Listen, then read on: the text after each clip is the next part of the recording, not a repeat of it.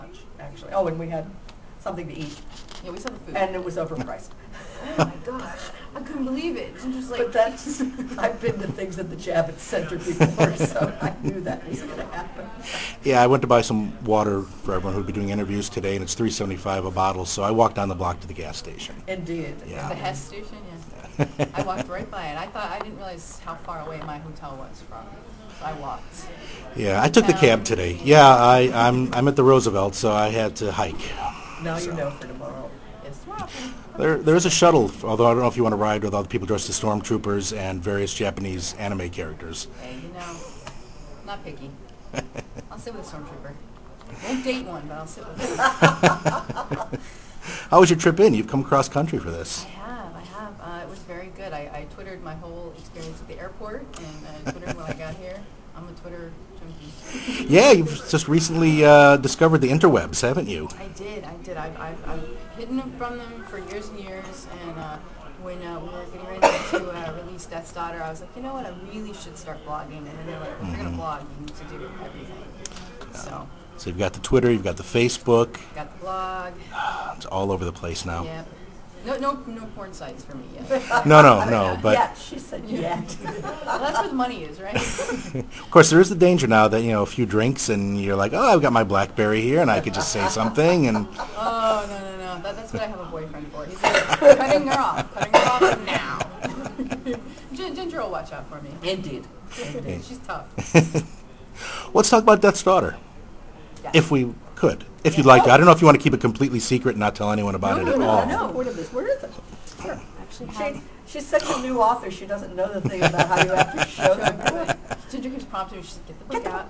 Get the book out. Yeah, this is, and then there's a little thing on the back. Oh, how cute. And then they're like little ads for Charlene Harris's book on the back of my book, which is really, really cool because I'm such a fan of hers. Oh, she's trying to ride your coattails. Now I'm trying to write her coattails. And no runt is on the spine. Yeah, the one of the characters in the book is a hellhound puppy, and Runt made it onto the cover of the book in a couple of places.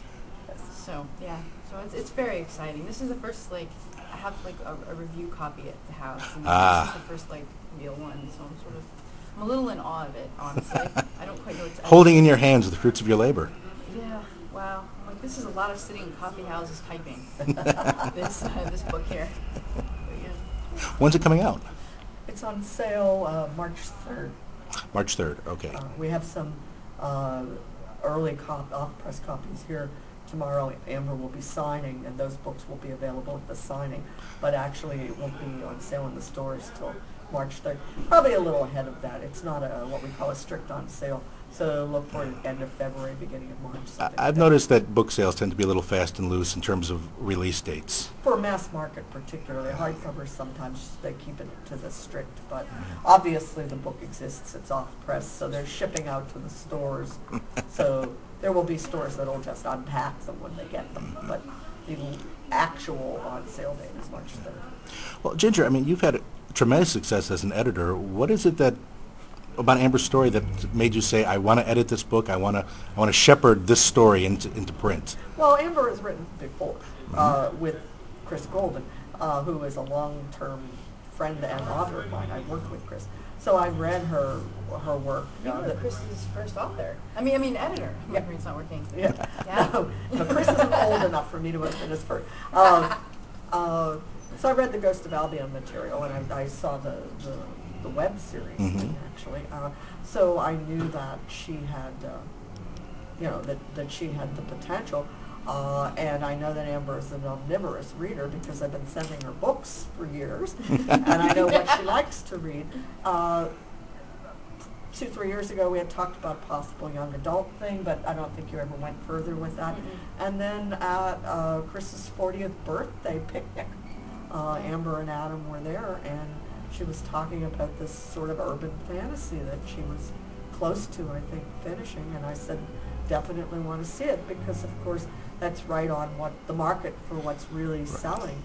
The Ghost of Albion is great stuff, but it's urban fantasy if you happen to live in Victorian England. But straight up urban fantasy with although it's not straight up, that's the other thing. I liked it when I read it because it isn't the same old, but with a strong female character is really very much what's selling these days, and I wanted to get a look at it, and she sent it, and I bought it. So she Got pitched an it over. agent into She pitched it over the potato salad.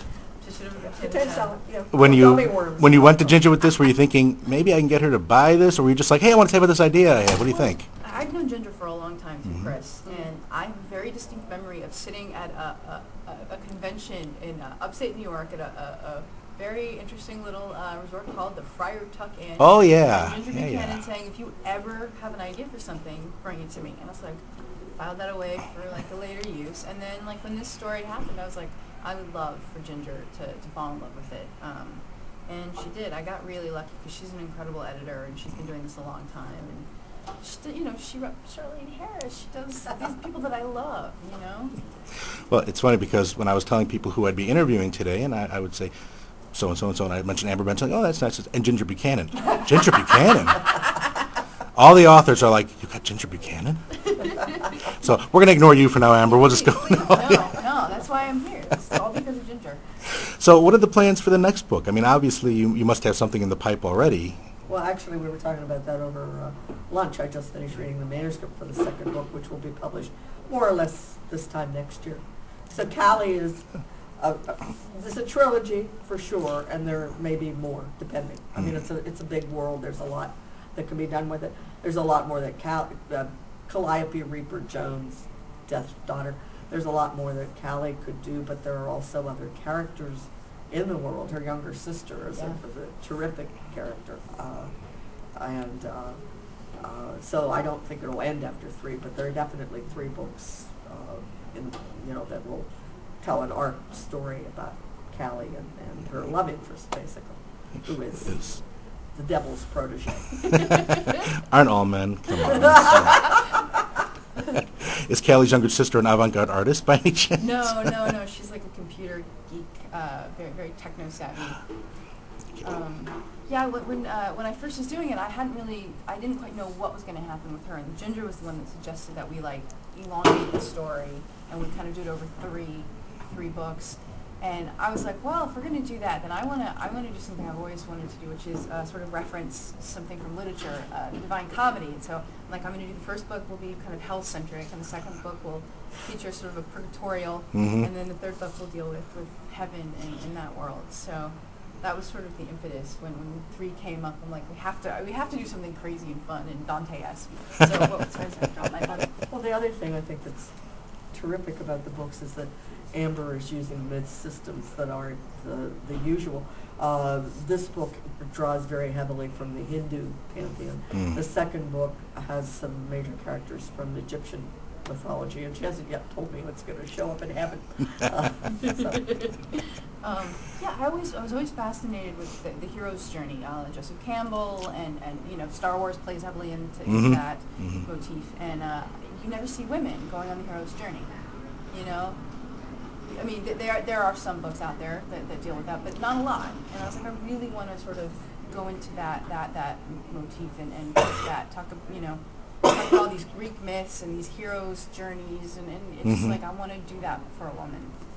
And so that sort of was the impetus with Callie. I wanted her to go on this hero quest, which she does in the first book.